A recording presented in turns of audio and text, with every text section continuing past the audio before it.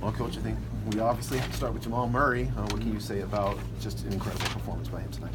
It was an incredible performance. You said it very well yourself. Obviously, 48 points, and he was shooting into a big basket the whole night throughout the game. And even when they tried to turn up the pressure, he found ways to get to the rim. He hit some incredibly difficult shots, but he was in his zone tonight. And thrilled for the win, thrilled of his performance. He's just got to learn, and we talked about it, not taking that last shot. But he's young. He's still learning, and you never want to try to disrespect anybody. And I think it wasn't disrespect. He was trying to get 50 points, which you understand. But our veterans hit him. They talked to him, and it's something he'll learn from. But hell of a win, hell of a crowd, and hope the Celtic fans had a good time tonight. Jamal seems to really show up when the opposition. So against Kyrie Irving today, when the opposition is that high level, these are the games he shows up in most. What can you say about his competitive nature? I think he's ultra competitive, and for him though, he has to realize he has to get up for everybody. It just can't be the Kyrie Irvings and the Russell Westbrook, Steph Currys. It has to be no matter who we're playing. I got to bring my A game.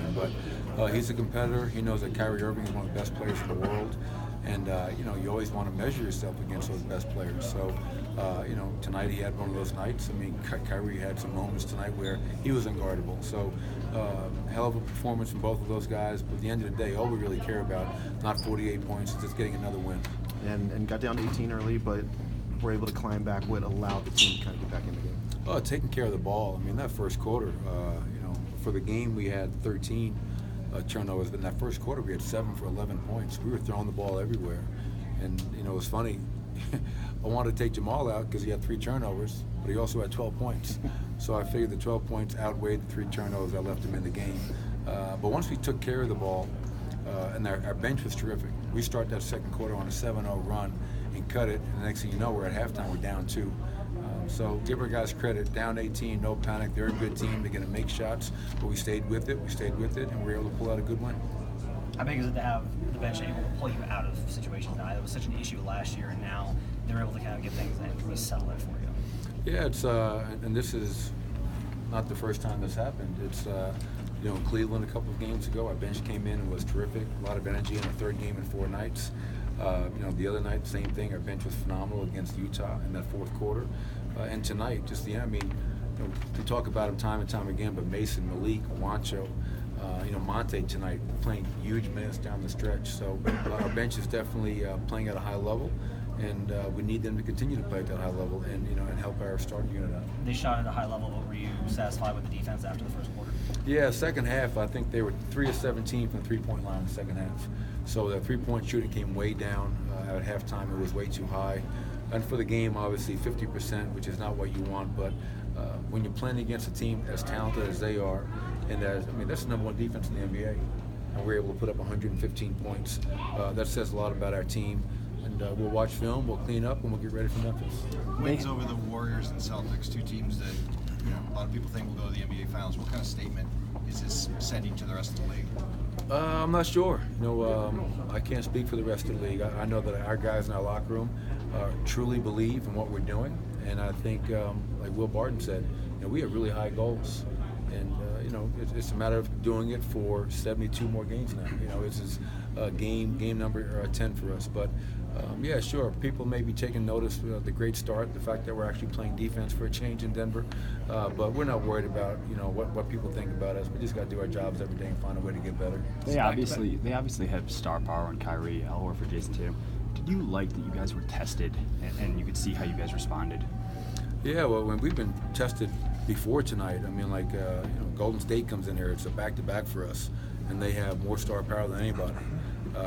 Utah Jazz is a team that's been a playoff team and a deep playoff team the last couple of years. So it's not necessarily about who we play. It's playing the right way, meeting the challenge, and to be undefeated at home right now is something we pride ourselves on. Winning at home at a high level, and whether it's Kyrie and Tatum and Horford or it's Mike Conley, Marc Gasol, and Sheldon Mack, I don't care who we're playing against. Make sure we play the right way and we bring it every single night. When Jamal starts in the first quarter, I think he had 10 straight. Do you kind of get a feeling, hey, this might be one of those nights for him? Yes. Yeah. I mean, you could tell right away early that he was shooting into a big basket. He had confidence. He had his rhythm going, and that's why I left him in the game. And even in spite of those turnovers that he had in that first quarter, because he was scoring, and he's the only guy scoring for us. I went to Wancho early just to give us some more spacing on offense. That opened things up a little bit for us. But and then to your point, it was 10 in the first quarter, but it was throughout the whole night. Right. A lot of guys got out early, and it's hard to sustain that over 48. And Jamal had just an incredible evening. When he's got like 46, 48 in the fourth quarter, what's he like in huddles? Is he just telling everybody to get out of his way and give him the ball? No, it's funny. There was a side out of bounds where they reviewed it to see if the ball hit the rim or not. So is it going to be a short clock play, or are they going to reset it to 14? And in that huddle, he's like, "Coach, just get me the ball."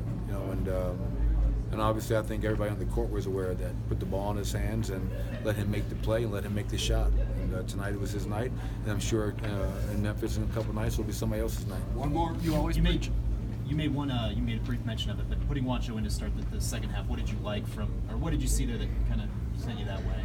Just we could not score the ball to start the game. So literally 2 minutes into the game in the first quarter, I subbed Torrey out and Wancho in just to give us some spacing. Wancho's been shooting the ball well, somebody that they have to guard. And I decided to start the third quarter with that same unit just to give ourselves a better chance to score. Thanks, Coach. Thank you. Thank you, Coach.